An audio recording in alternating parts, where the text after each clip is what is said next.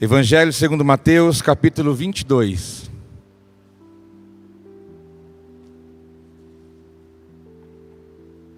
Versículo 32 em diante eu vou ler para você.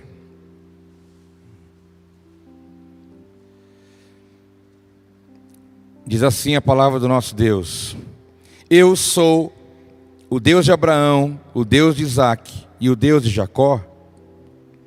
Ele não é Deus de mortos, mas de vivos. Ouvindo isso, a multidão ficou admirada com o seu ensino. Ao ouvirem dizer que Jesus havia deixado os saduceus sem resposta, os fariseus se reuniram.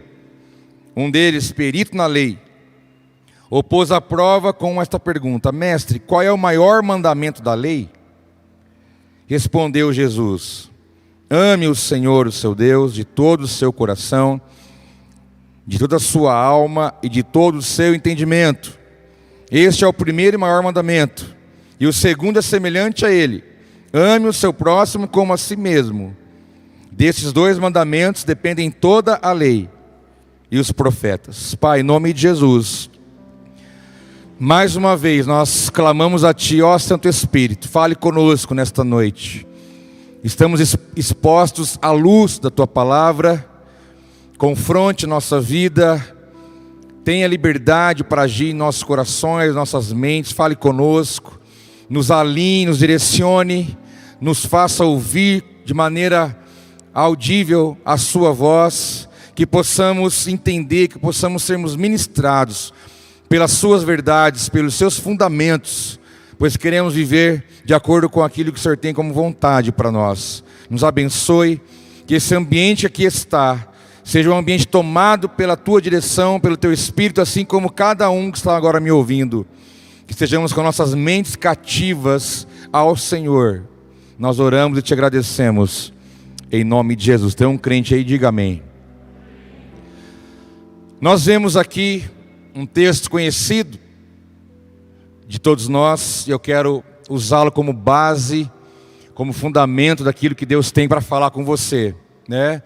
Deus vem falando comigo desde ontem, hoje pela manhã, quando eu ministrei essa palavra no culto da manhã, e agora, né, com você, compartilhando com você que está aqui. Mas eu quero começar com uma pergunta básica. Eu quero perguntar para vocês que estão aqui, se você se considera uma pessoa metódica. Se você já parou para pensar ou observar se você é metódico ou não. Você pode pensar, eu não, eu não tenha isso como algo negativo, pejorativo, pelo contrário, há muita riqueza, muita coisa boa em ser metódico. Não estou falando de extremos, estou falando de uma coisa equilibrada, que faz parte da sua vida. Mas para você entender o que eu estou falando, para você saber se é ou não, por exemplo, você amarra o cadarço todas as vezes do mesmo jeito. Você pega sempre de um lado, aí você passa para o outro, dá a volta, sempre. Outra coisa, você hoje tomou um cafezinho hoje? Quem tomou um cafezinho hoje? Café é bom demais, hein? Emerson logo é o nosso, hein? Está marcado. Cafezinho é bom demais. Mas você que faz um café, você sempre faz o café do mesmo jeito? Você coloca ali, alguns colocam água, outros misturam o pó já ali, ou outros não. Aí outros colocam açúcar na água, outros não colocam, porque o especialista diz que se a água ferver com o açúcar, você estragou o café. Mas aí cada um, né? Tem o seu método. Mas você tem um método para isso. Você que veio dirigindo para a igreja, você veio dirigindo quase que automaticamente, você não teve que olhar qual embreagem que você tinha que pisar, qual marcha colocar para sair. Aqueles que estão aprendendo, né, às vezes num campo de futebol, ali treinando como é que dirige, né? Aprendendo, e depois que você aprende, você já tem ali programado. Que hora que você mexe, que hora que você não mexe, a seta, a marcha, tudo ali, né? Você sempre faz igual. Agora eu vou para um debate polêmico. Esse é polêmico. Esse já quase que já estourou a Terceira Guerra Mundial. Mas eu vou provocar você. Quando você vai almoçar, você vai colocar a comida no prato. Logicamente que você coloca o feijão e depois o arroz, eu sei disso. né? Vocês não estão preparados para esse debate, mas o feijão é por baixo, tá? Ó, testificou. Eu não vou nem discutir com vocês, que você sabe que o certo é isso. Tem a galera da esquerda aí que é contra isso, né? Mas é fácil resolver esse debate. Você pode pedir uma marmitex em qualquer lugar da cidade. Vai chegar para você de todos os lugares, o feijão vai estar aonde? Está resolvido. Entendeu? É por baixo, meu jovem. Tá, mas deixa isso para lá, senão vai dar briga aqui. Você sempre coloca a comida no almoço, no prato, do mesmo jeito. A Amy, minha filha, estou até com medo, que ela coloca o arroz no cantinho aqui, aí o tomate totalmente lá no outro canto, a batata, mas não pode encostar uma coisa na outra. Esse dia eu virei tudo, falei, agora come, Amy, quebra isso aí, minha filha. Para quem que você puxou, minha filha? Metódica. Você sempre coloca a comida no prato do mesmo jeito. Outra coisa, você sempre coloca o creme dental do mesmo jeito na escova. Você começa a escovar o seu dente do mesmo lado sempre. Vocês toma banho do mesmo jeito, você seca do mesmo jeito. Aí você quer dizer para mim, eu não sou metódico. Você é completamente metódico. Porque o método, ele está presente na tua vida em muitas coisas. E é sobre o método que eu vou falar com você hoje. Sobre o método. Método. Isso está presente na nossa vida em todo sentido que você pode imaginar. Nós entendemos que isso não é uma conversa de agora, mas ela vem de anos, lá dos tempos antigos, onde os homens sábios questionavam, estudavam, pensavam, refletiam sobre isso, sobre o método. Desde lá de trás já se falava sobre todas essas coisas, já pensaram sobre isso para nós. E há um filósofo francês, que é o René Descartes, que escreveu um livro chamado Discurso do Método. E nesse livro ele enfatiza 3 pontos que resume a obra. Eu acho que pode ajudar muito nossa vida na questão humana do pensamento, de como nós relacionamos e como isso é importante para nós. O Discurso do Método é o nome do livro. E ele fala, em primeiro lugar, que o método dá segurança ao pensamento. Isso é uma grande verdade. Quando você tem um método, você começa a fazer um bolo, por exemplo, e você tem um método de como você vai fazer, já sabe os passos todos, está todos os ingredientes ali. Isso traz segurança. Agora, quando você começa a fazer algo e falta um produto ou dá um enrosco no meio, já traz uma insegurança, estraga tudo. Fica frágil a coisa, perde o controle, perde a segurança, ali a coisa fica estragada. Então o método, ele dá segurança ao pensamento. A sua mente fica mais tranquila, você fica mais sossegado, mais confiante, quando há um método na sua vida, naquilo que você está fazendo. Traz segurança para o pensamento. Em segundo lugar, Descartes fala que o método, ele economiza esforços. E isso é uma grande verdade. Quando você tem o método, você trabalha menos, com menos força, mais resultado.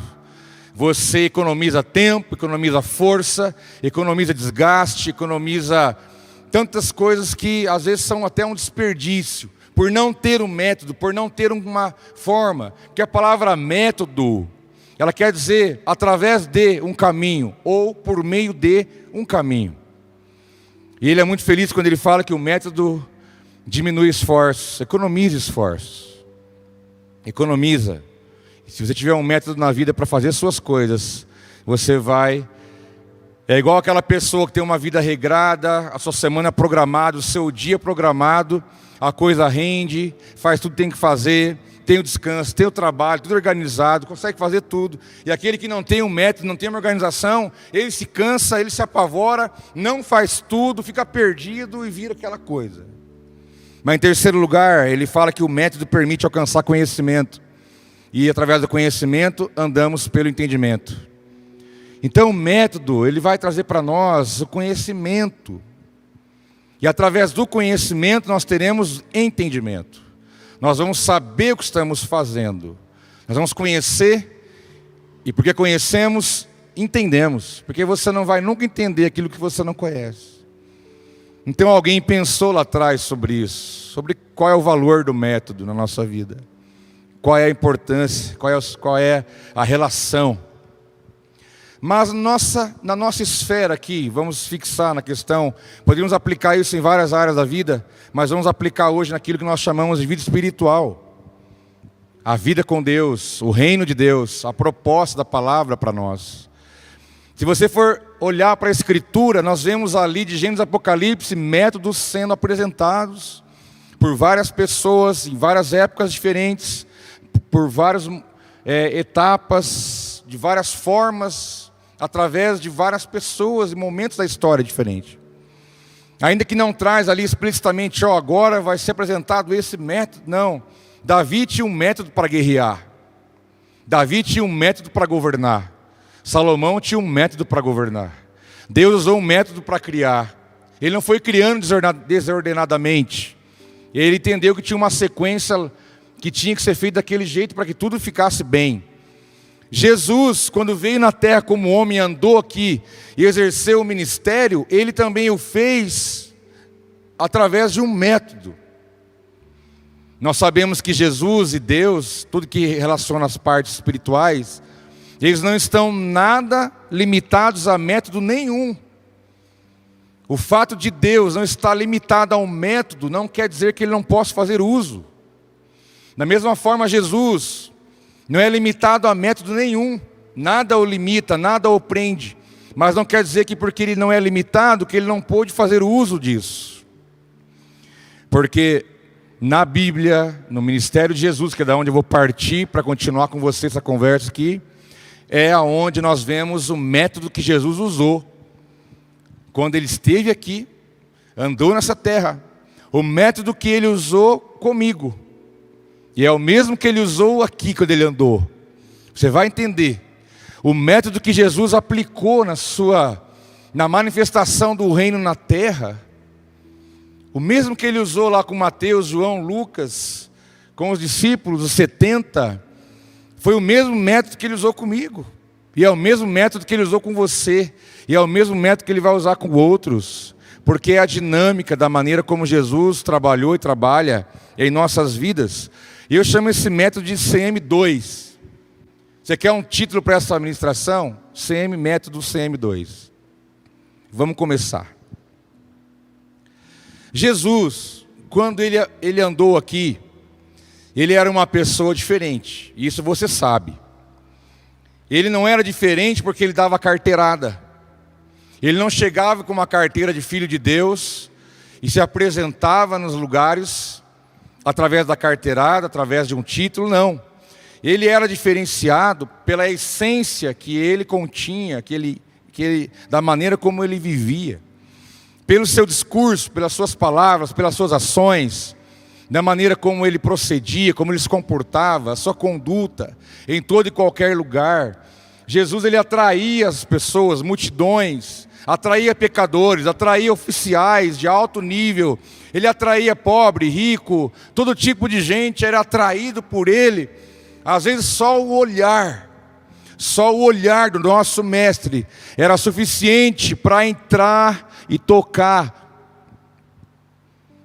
E Jesus começou por isso. Quando ele começou o seu ministério, ele começou, como diz o texto que eu li para você no começo, quando perguntaram para ele como que é a lei, qual que nós podemos enfatizar da lei.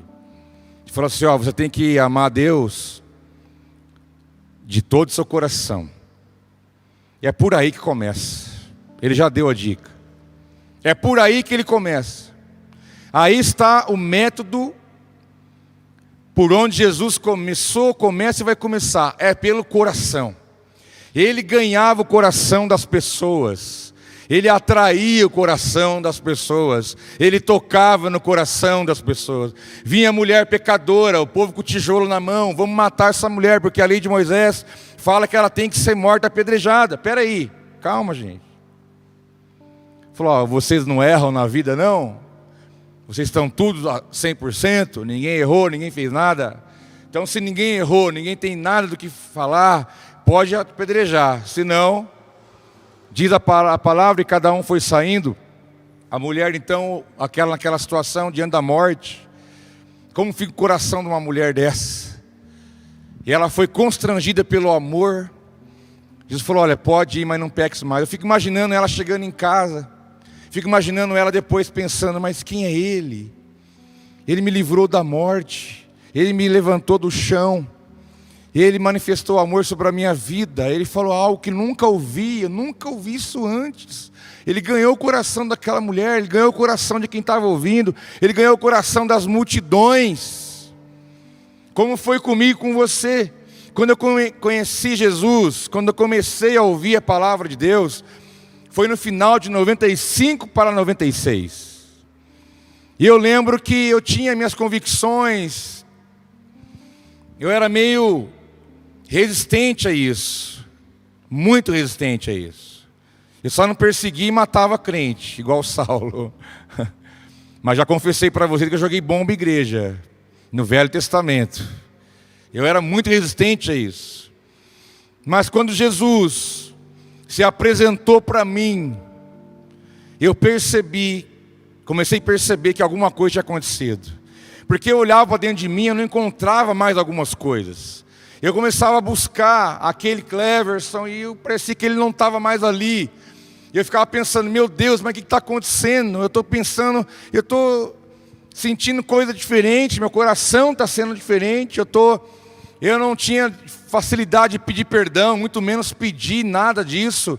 E eu comecei a entender que eu tinha que pedir perdão para algumas pessoas, comecei a entender que eu tinha que liberar perdão para outras, e meu coração começou a ficar meio assim, falei, meu Deus, está acontecendo comigo? Sentindo atraído por Jesus, eu achava que os crentes eram doidos de ficar na igreja quarta, e na igreja domingo, falei, meu Deus, o que esse povo não tem que fazer? Daqui a pouco eu estava ali na quarta, eu estava ali na quinta, eu queria estar ali, mas ninguém me obrigava a isso, ninguém me empurrava a isso, era uma coisa que brotava dentro de mim. O meu coração foi atraído para isso.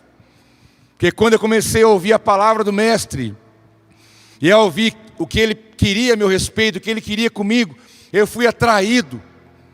É como aquelas pessoas dizem, eu estava passando na frente da igreja, eu ouvi uma música, e já aconteceu isso aqui, irmãos. Pessoas já testemunharam para nós isso. Eu estava passando e eu vi uma música e eu entrei. A hora que eu vi, eu estava dentro da igreja. Eu nunca ia entrar na igreja, mas eu fui atraído para esse lugar. O coração foi atraído, o coração foi aquecido, o coração foi tocado. E esse é o método de que Jesus usa e usou e vai usar. Ele começa pelo coração. Ele atrai, ele pegou você. Você lembra? Ele falou, vem cá, eu vou trazer você para perto de mim. Você não vai querer mais sair de perto de mim, nunca mais. Você vai sentir tanto algo que eu vou fazer dentro de você, que você vai ficar não só apaixonado, porque a paixão passa, mas essa paixão vai se transformar num amor maduro. E você nunca mais vai querer sair de perto de mim, porque o meu coração vai transportar para o seu, meus valores, sentimentos, conceitos, e você vai ser atraído por isso. Não é uma igreja, não é uma lei, não é alguém falando, não. É porque você é atraído por Ele. Você está aqui hoje não é por causa de mim, nem por causa de ninguém que está aqui. É porque Jesus te atraiu para esse lugar.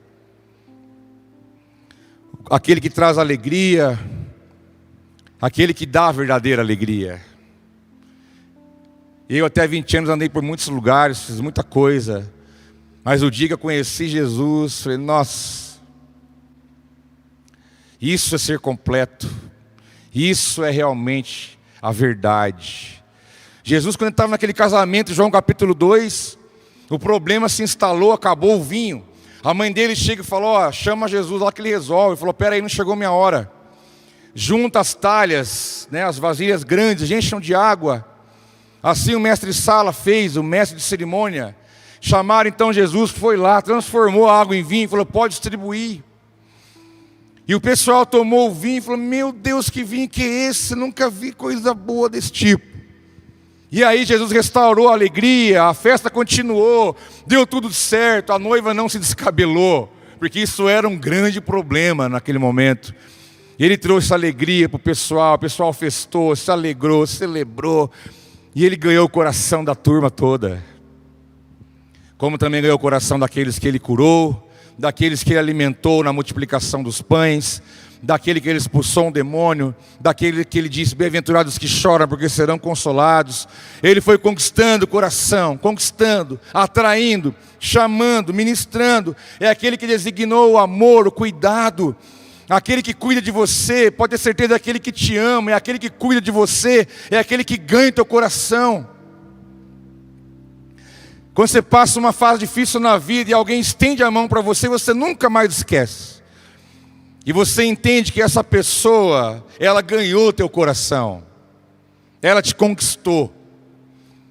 Como também a expressão da verdade. Como ele disse, eu sou o caminho, a verdade e a vida. E ele ganhava o coração das pessoas porque nele não havia mentira. Nele não havia enganação. Nele havia a verdade. Ele é a expressão da verdade absoluta.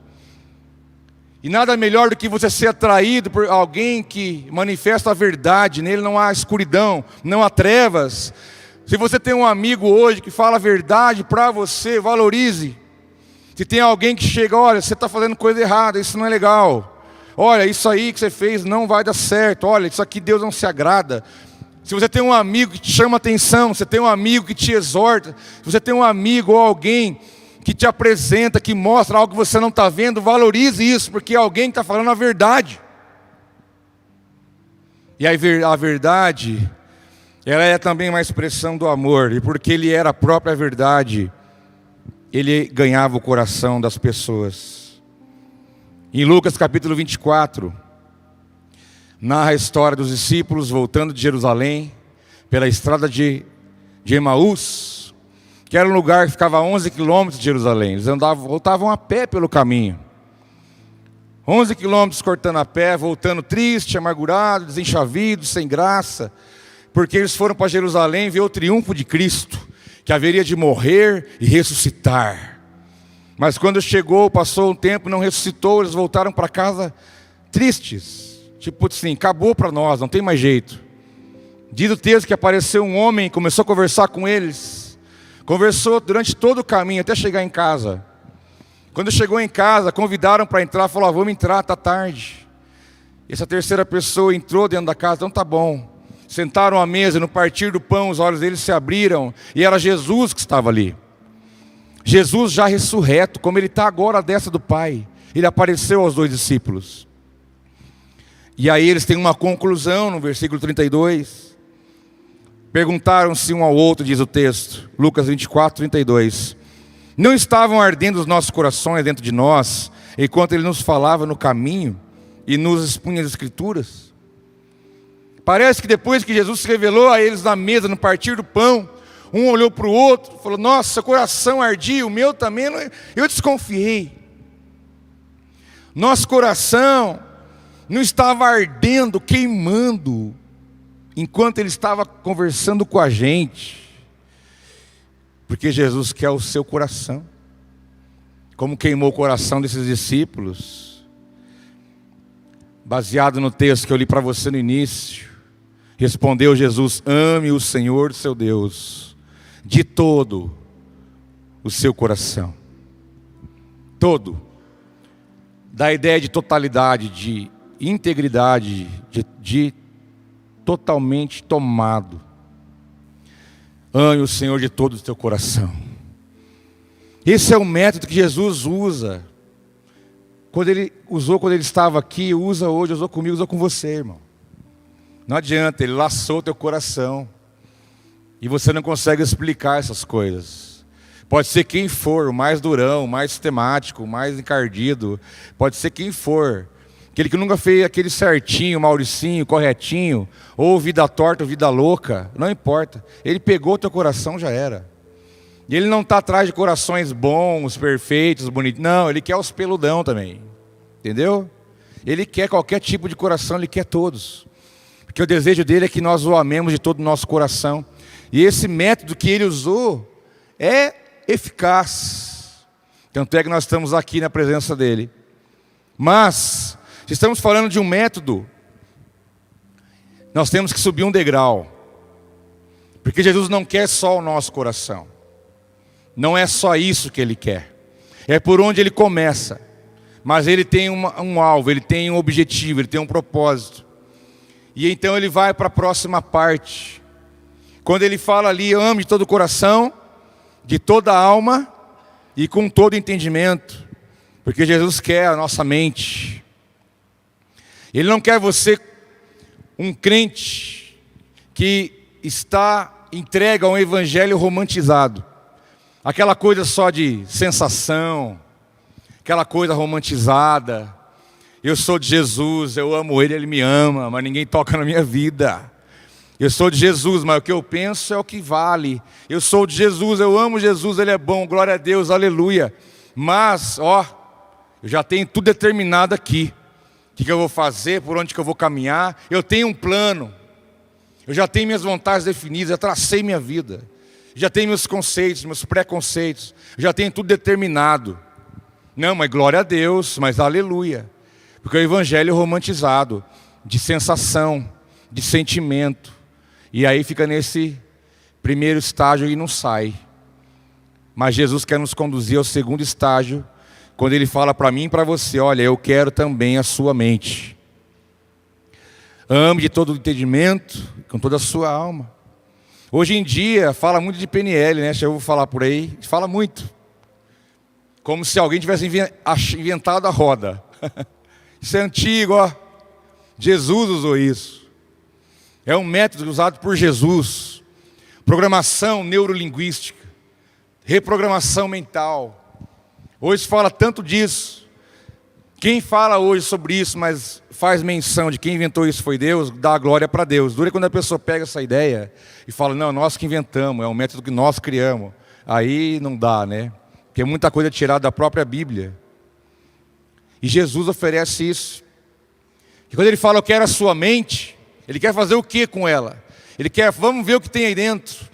Vamos ver o que está aí armazenado, quais são seus registros, suas lembranças, o que te trava, onde está o seu medo, o que determina o seu comportamento, por que você age assim, por que você pensa assim, por que você se comporta assim, por que você vive dessa maneira. Vem cá, Jesus dizendo, senta aqui jovem, eu quero conversar com você, porque eu não quero só o teu coração, eu quero a sua mente, e eu preciso mexer aí, eu preciso tirar aquilo que te limita, eu preciso tirar aquilo que te prejudica, eu preciso tirar aquilo que entrou pelo pecado, pela sua história de vida, pelas aquelas coisas que você viveu, por aquilo que você já experimentou, pelas experiências da vida negativa. Tem muita coisa aí dentro, eu preciso trabalhar aí, eu preciso ganhar esse espaço aí dentro, eu preciso transformar a sua mente, eu preciso fazer uma limpa aí de tudo aquilo que te impede de viver a minha vontade. É como se fosse uma reprogramação. Mas aí que está, alguns resistem a isso. Porque só pelo fato de pensar que o coração está cheio de amor, de Jesus, mas fica no raso. Porque Jesus não quer só o coração, como eu disse, Ele quer a nossa mente. Ele quer trabalhar, Ele quer gerar essa identidade que Ele quer plantar dentro de nós, quer nos dar senso, entendimento. Ame ao Senhor com todo o teu coração, mas também com todo o entendimento. Não adianta só o coração tem hora que ele inclina para o lado errado. O entendimento tem que estar junto no processo, porque o entendimento, a partir de um fundamento correto que Ele coloca em nós, nos dá a condição de viver essa realidade. E eu não vou mais viver por aquilo que eu acho, por aquilo que eu penso, ou por aquilo que me limita, porque aquilo que eu vivi, experimentei, limita o meu caminhar. Influencia nas minhas decisões, influencia na maneira que eu trato minhas filhas, influencia a maneira como eu vivo o casamento, influencia a maneira como eu faço negócio, como eu compro, como eu vendo, influencia no meu comportamento, nas minhas palavras, influencia em tudo. Mas Jesus fala, eu quero a sua mente, porque eu quero trabalhar na sua mente, eu quero colocar os meus valores aí. Por isso que Romanos 12:2 diz, não se amoldem ao padrão deste mundo, mas transformem-se pela renovação da sua mente, para que sejam capazes de experimentar e comprovar a boa, agradável e perfeita vontade de Deus. O seu alvo de vida, que deve estar lá na cabeceira, é conhecer a vontade de Deus para você. Mas a Bíblia diz que para conhecer a vontade de Deus, tem uma forma. É preciso você ser transformado na mente, para você poder entender pela renovação da tua mente qual é a vontade de Deus, que ela é boa, ela é agradável e ela é perfeita. Então não tem como você caminhar, não tem como você experimentar, não tem como você comprovar a vontade de Deus, se não houver uma transformação da sua mente. Pode ter muito crente, coração quente, coração incendiado, mas uma mente contaminada, e aí não manifesta.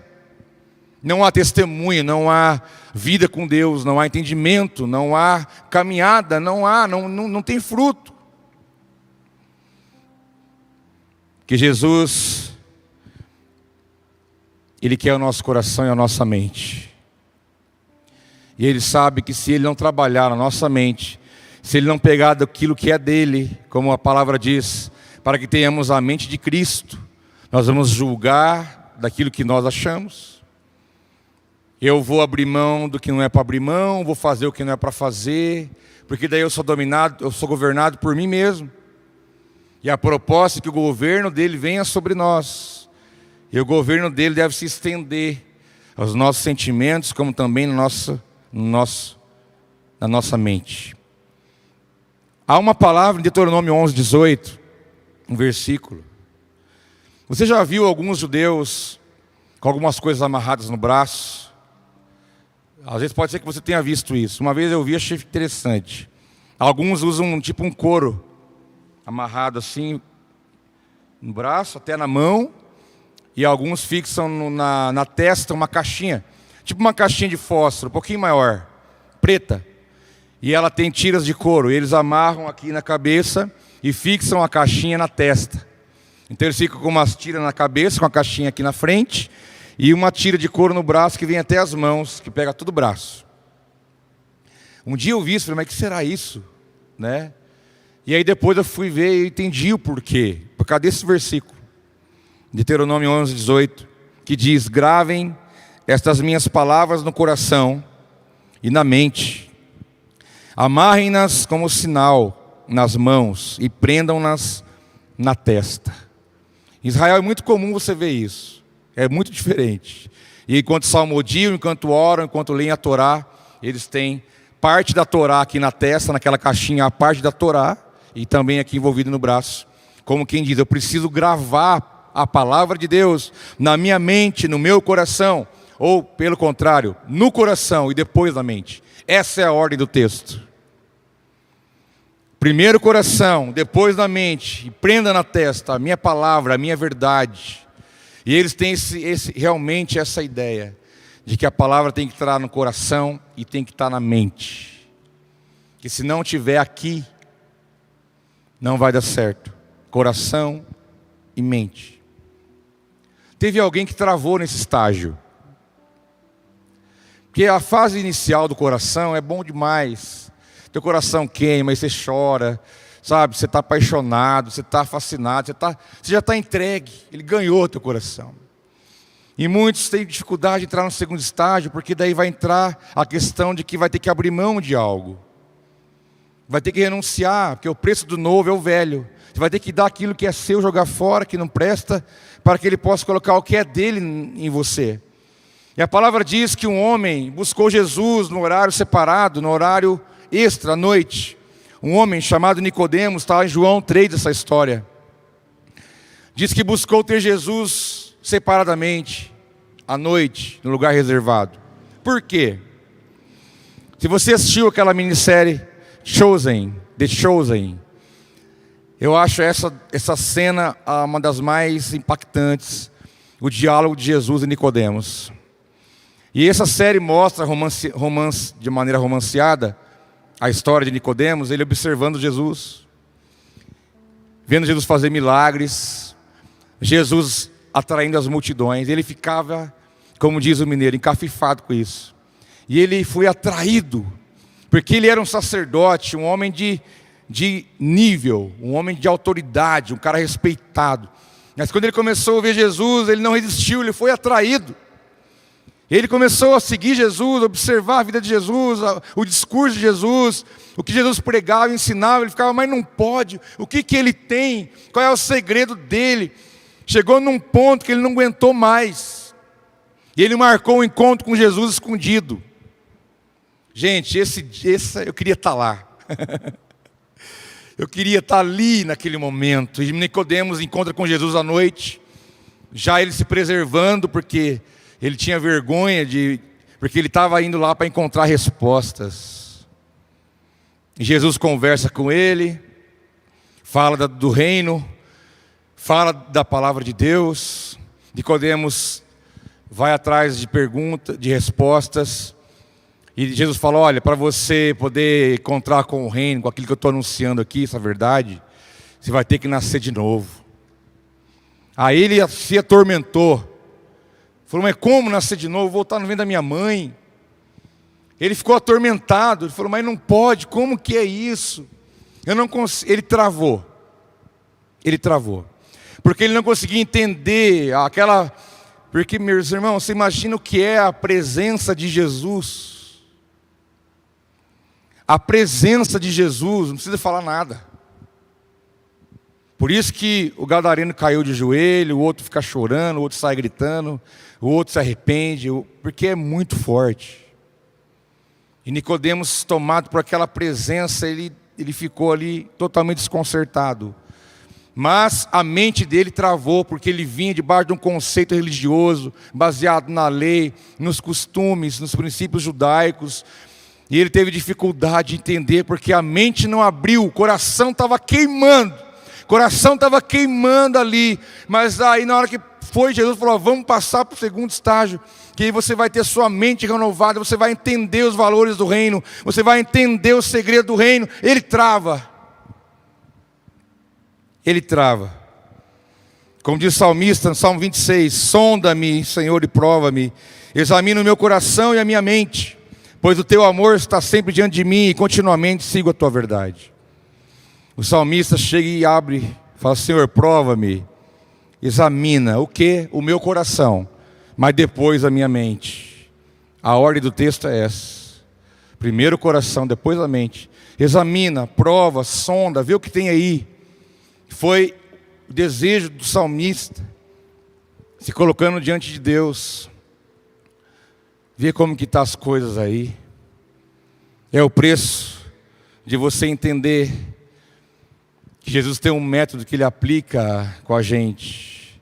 E esse segundo estágio da mente, ela é constante, ela não acaba. Todo dia Jesus está ali plantando coisas. Todo dia Ele está ali ensinando, como está fazendo agora, trazendo luz para você da palavra. Todo dia Ele está investindo, Ele está falando, Ele está ensinando, Ele está ministrando. Ele está querendo tirar os espíritos de engano que lançam dardos na nossa mente, tentando nos tirar do engano, tentando nos tirar tudo aquilo que está dentro da nossa mente, que pode ser um atrapalho, que pode ser um impedimento para que nós entendamos a sua vontade, o seu propósito, o seu querer, para que possamos desfrutar da vontade de Deus de verdade. Então Jesus não quer só o nosso coração, Ele quer a nossa mente.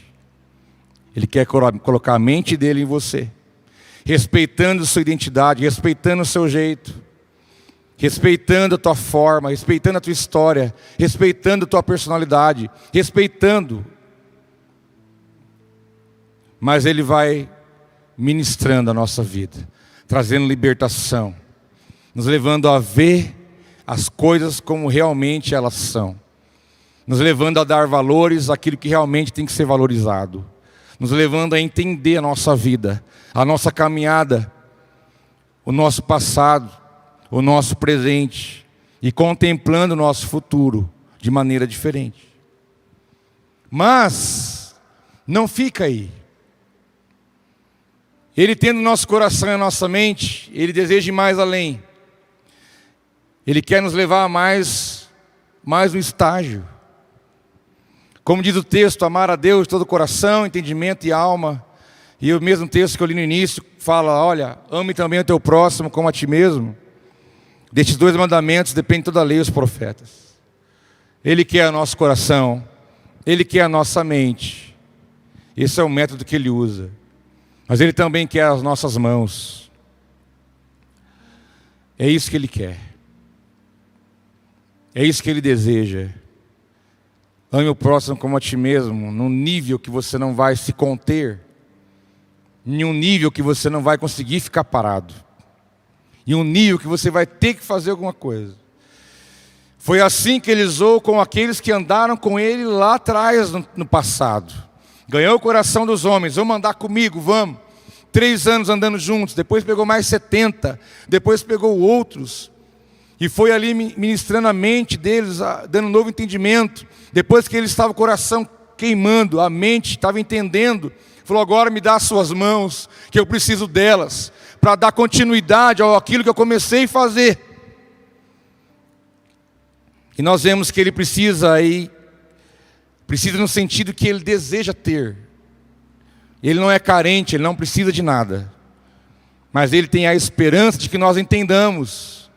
E que nós nos coloquemos à disposição, não só a mente, não só o coração, mas que Ele tenha também as nossas mãos, para poder manifestar o reino na terra, para poder abraçar, para poder servir, para poder trabalhar, para poder estender a mão, pegar no colo se for necessário, para que nós possamos levantar o caído, amar o perdido, para que possamos alimentar o que tem fome, orar por aquele que está enfermo, ajudar aquele que precisa, porque um dia você é ajudado, mas outro dia você ajuda. Essa é a dinâmica. Hoje você pode estar ajudando, mas saiba de uma coisa, amanhã você pode precisar de ajuda. Eis-nos aqui, teus irmãos. Agora, se a minha mão estiver para trás, você vai perecer. Você precisa da minha mão, e eu preciso da sua. Se eu passar por você e você precisar e eu esconder minha mão para trás, já era. Você vai perecer. Você pode precisar de um abraço, de pegar na sua mão. Você pode precisar de uma oração, de um dinheiro, de um alimento, de alguma coisa. Mas saiba de uma coisa, o método inclui as nossas mãos. 1 João 3,18, filhinhos, não amemos de palavra nem de boca, mas em ação e em verdade. Jesus fala, olha, esse negócio de amar só por palavra, esquece, ninguém cai nisso. Nem minha filha de 3 anos acredita nisso. Não ame só de palavra. Jesus, eu te amo, glória a Deus. E aí, o que você vai fazer? Ah, não sei. Jesus, olha, meu coração está queimando, eu estou entendendo. Mas a minha mão, não. Vamos ajudar? Não, alguém faz no meu lugar. Vamos servir? Para quê? Alguém serve no meu lugar. Vamos envolver? Eu não, quem sabe um dia. Vamos compartilhar? Não, tá bom assim. Vamos arregaçar as mangas? Não, tá frio. Eu vejo uma igreja imatura, em sua grande maioria. Pessoas que vivem o evangelho romântico, sensorial. Eu quero sentir, eu quero viver, eu quero chorar, eu quero adorar, eu quero ter visão, revelação. Mas na hora de apresentar as mãos, opa, aqui não. Eu só quero receber o que Ele tem para mim. Eu quero sentir de novo. Mas as minhas mãos não.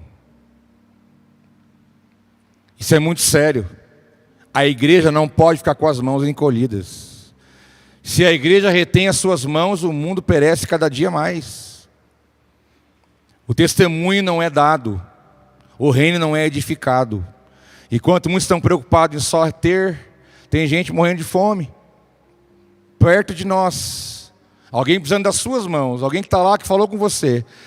Eu tenho certeza que conhece alguém que falou para você, olha, eu estou com tal problema de enfermidade, eu estou com tal dor, eu estou com tal coisa. E aí, cadê as suas mãos? Aonde estão as suas mãos? Para dizer para eles, olha, deixa eu orar por você. Para com essa ideia, aí vai que ora não acontece nada. Não é você que faz, é Deus que faz. Esse negócio de preocupar com a reputação é o próprio diabo falando na tua cabeça. Você vai orar, não vai acontecer nada.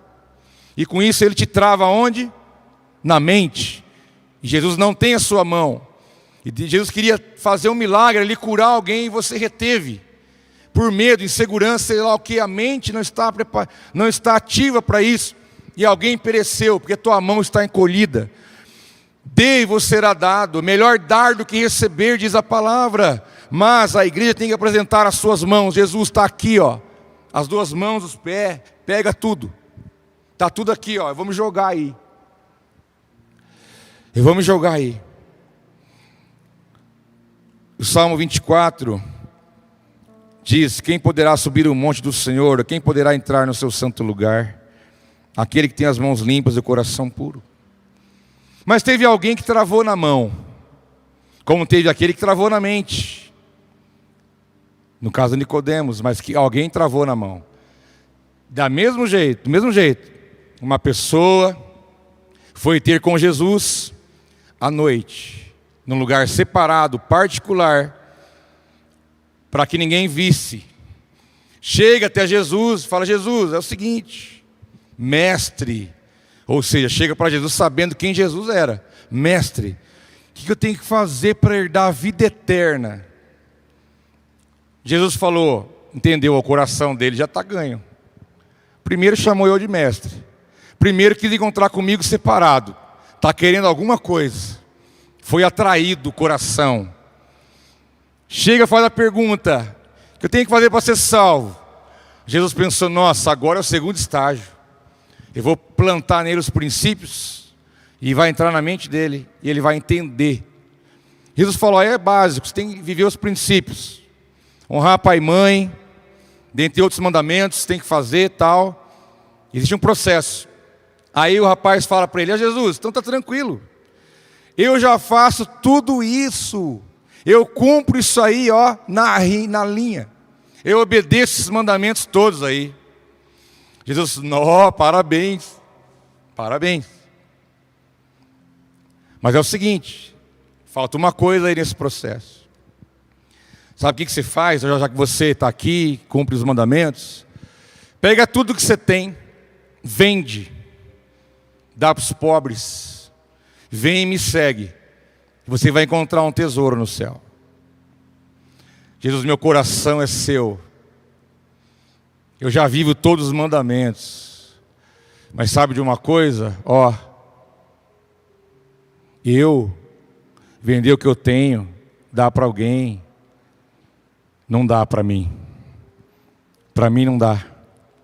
Diz a palavra que o jovem retirou-se triste, foi embora, porque era dono de muitas coisas, era rico. Nem fala o nome dele, a Bíblia chama ele de jovem rico. Está em Mateus 19. Esse jovem, se ele tivesse entrado no terceiro estágio, porque o coração dele estava ganho, o entendimento estava sendo gerado, mas na hora dele apresentar as mãos, ele refugou. Falou: não, esse negócio de dar não é comigo, eu não vou dar nada. Eu gosto de cantar, eu gosto de adorar, eu gosto de vivo os princípios, eu obedeço a lei, mas negócio de dar não. Eu não vou dar nada, eu não vou dar nada do que eu tenho, não vou compartilhar nada, eu não vou ajudar ninguém, aquilo que é meu, é meu. Negócio de ser dizimista, ofertante, sai fora, Jesus. Negócio é coração e mente só, minha mão está aqui. Nada, esquece. O que é meu é meu. E porque ele teve essa atitude, ele foi embora e nós nem sabemos o nome dele. Podia se tornar um grande discípulo. Podíamos estar falando do nome dele aqui agora. Jesus falou: vem e me segue. Que convite que ele recebeu. Seguiu Jesus, o Cristo, o Mestre. E ele não quis, ele rejeitou, ele disse não. O jovem travou. E você pode ser travado também, assim como ele teve travado. Ele não teve a condição de viver as grandes experiências da vida dele, a maior experiência, a maior entrega.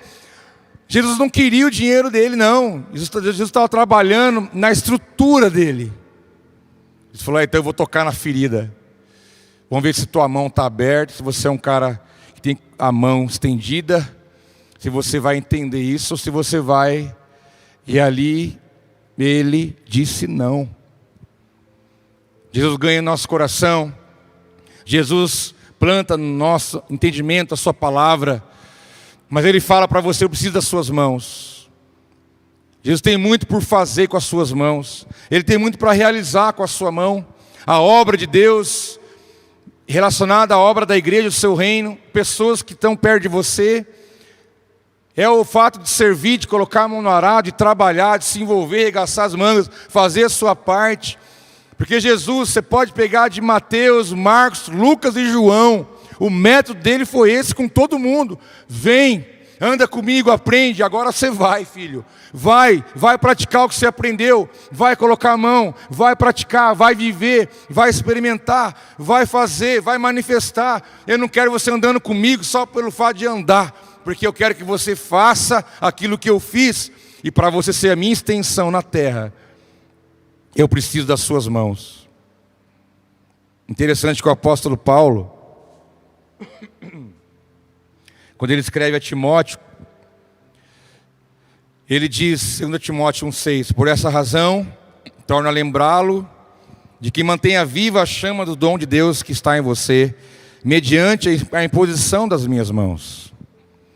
Paulo está escrevendo ao seu filho na fé, chamado Timóteo. Fala, Timóteo, na versão ultra mega hiper atualizada: Timóteo, olha, não esquece. Estou te escrevendo para você não esquecer, para você manter a sua memória fresca e algo vivo dentro de você, que o dom que está em você, Timóteo, se torne vivo. Porque o dom que está em você foi recebido pela imposição das minhas mãos. Viu, Timóteo? Não esquece disso. Sabe por que Deus ganhou o coração de Paulo, ainda quando Saulo, na estrada de Damasco? Quando ele viu a luz brilhando no céu, o coração dele já queimou ali. Porque quando ele viu a luz brilhando, ele sabia que ali era Deus falando com ele. O coração dele derreteu. Logo dali ele passou alguns dias sem enxergar. E passou uma década, Deus reprogramando a mente dele, trabalhando no seu entendimento, trazendo ensino, revelação, conhecimento. Paulo, você está prontinho, coração queimando, a sua mente está cheia da minha palavra. Agora vai, Paulo, agora eu vou usar as suas mãos.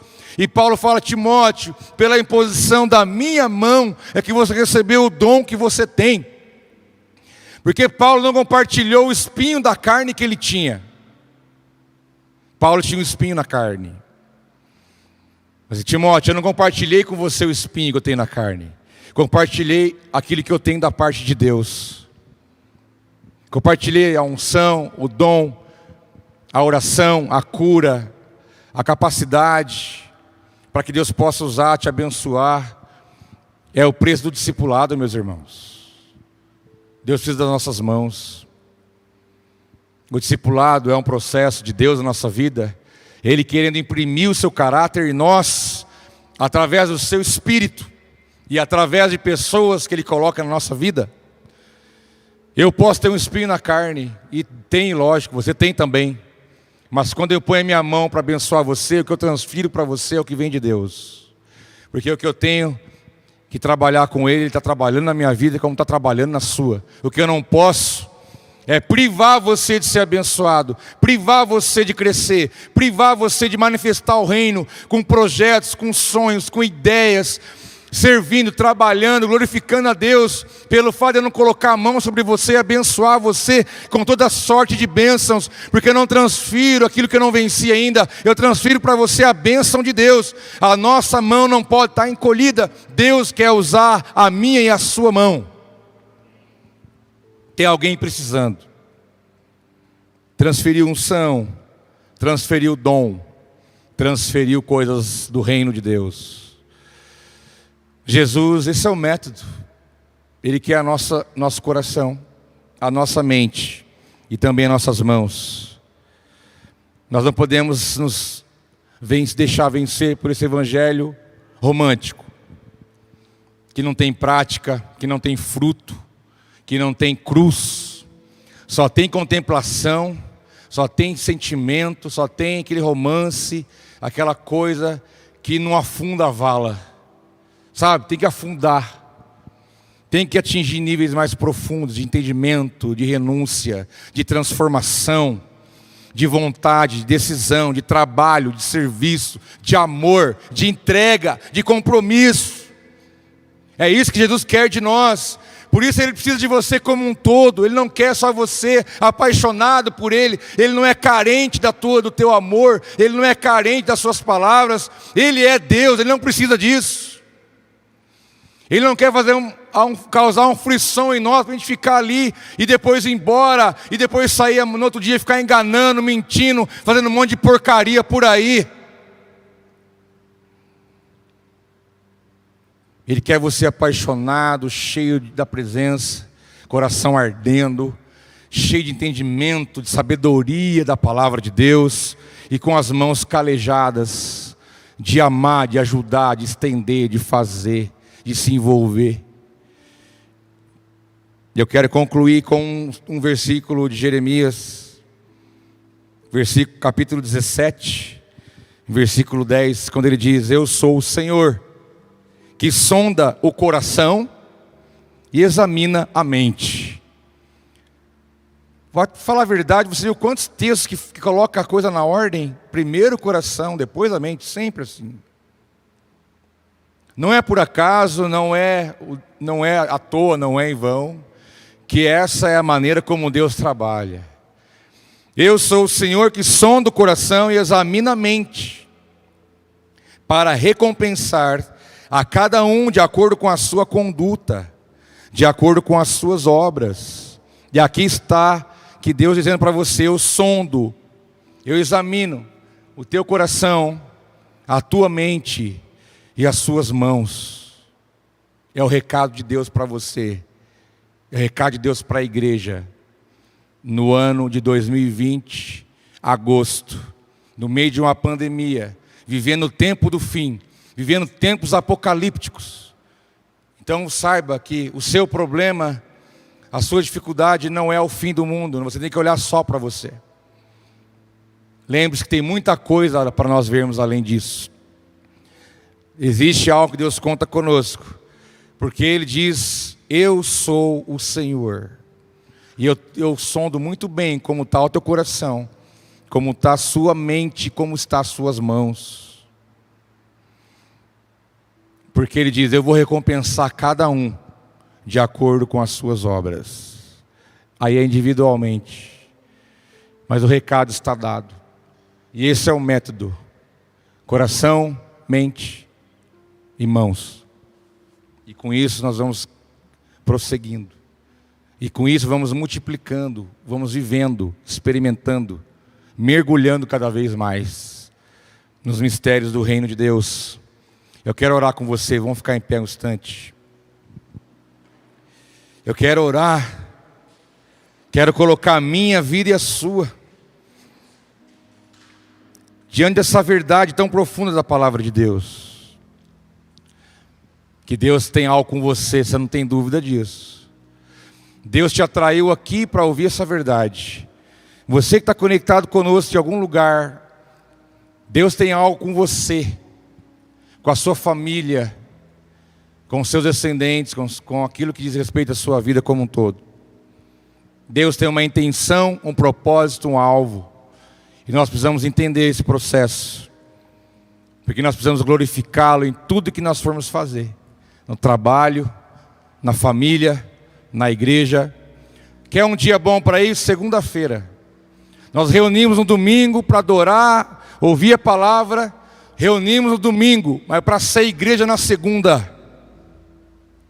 Amanhã que você vai ser igreja de verdade.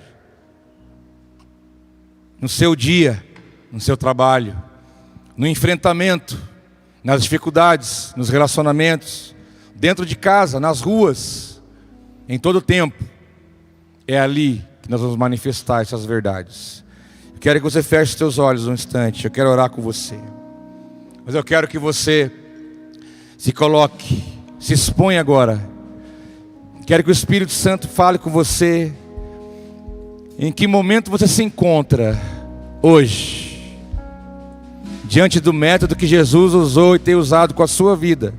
Em que momento você se encontra agora? Eu quero que você tenha aí uma consciência da sua realidade. Fale com o Senhor. Seja sincero. Seja sincero com Ele aqui. Ele conhece tudo a teu respeito. Fale com Ele, já vou orar com você. Tua vontade seja feita na terra como é nos céus. Deixa o céu descer na terra como é nos céus. Deixa o céu descer.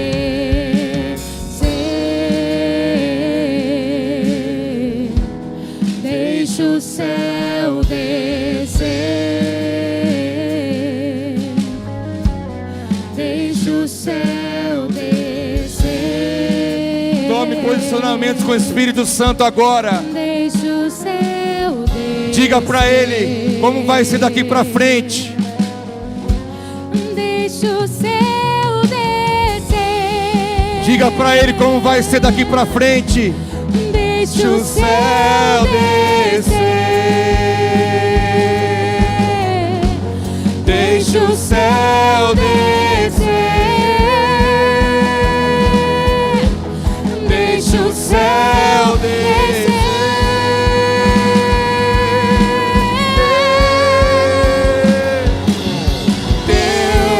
É o reino Teu, o poder é tua, é a glória para sempre. amém. Aleluia! Teu É o reino Teu, o poder é tua, é a glória pra sempre, amém. Teu é o reino Teu, o poder é tua, é a glória pra sempre, amém. Teu é o reino Teu, o poder é tua, é a glória pra sempre, amém. Aqui está a tua igreja, meu Pai. O Senhor atraiu o nosso coração para a tua presença. Cumpre em nós o teu querer, meu Deus. Planta em nós a sua palavra, os seus fundamentos. Queremos manifestar a tua vontade, assim na terra como no céu. Pai, eis aqui as nossas mãos. Eu quero convidar você a abrir as suas mãos. Abra as suas mãos. Abra as suas mãos. Abre suas mãos. Simbolizando que você está entregue, dizendo a Ele: Pai, conclui em mim a tua vontade. Porque a obra que Deus começou, Ele vai terminar na tua vida. Porque Ele é fiel, diz a palavra, que a obra que Ele começou, Ele vai completar. Que não falte a unção, o entendimento, sabedoria, revelação, corações aquecidos pela presença do Espírito de Deus, entendimento, sabedoria, para poder manifestar o reino de Deus na terra, na tua casa, na tua família, de dentro para fora. Vai começar dentro de você. Isso vai tomar proporções aonde você andar. Que Deus venha usar as suas mãos para curar, para abençoar, para ajudar, para abraçar, para amar, para manifestar os milagres, sinais.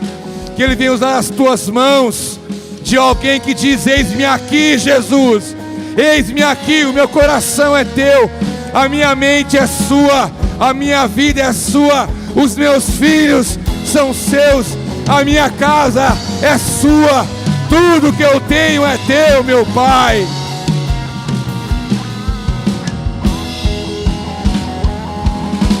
Oh, aleluia, aleluia, aleluia, aleluia, aleluia. Pai, aqui está a tua igreja, aqui estão os seus filhos. O Senhor morreu na cruz pela vida de cada um que está aqui. Foi um preço que ninguém poderia pagar. o Senhor pagou. Então aqui estão os teus filhos por direito. O Senhor comprou cada um deles. Toma a vida deles, meu Pai. Toma por completo.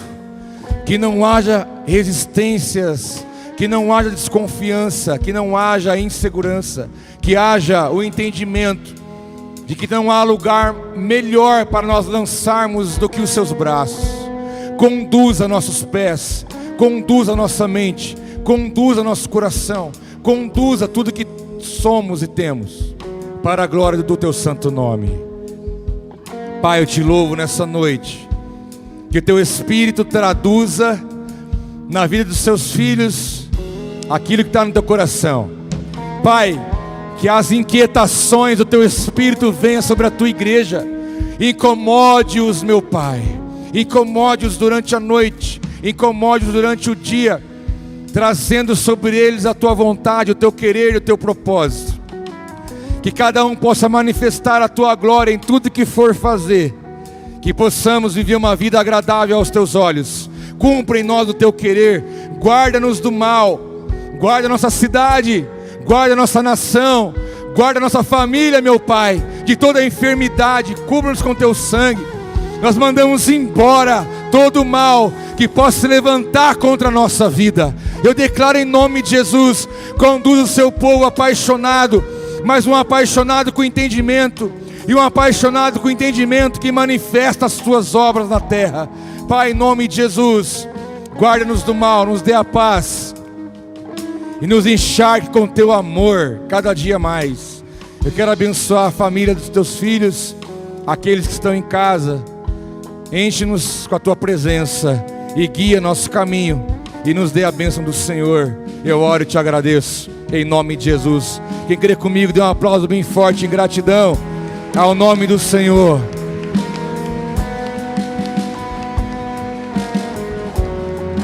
Aleluia, aleluia, aleluia. Corações, mentes e mãos, você não vai esquecer mais disso. Sintam-se abraçados, amados, sintam-se abençoados. Que Deus te dê uma boa semana, cheia de paz. Deus te abençoe em nome de Jesus. Boa semana para você.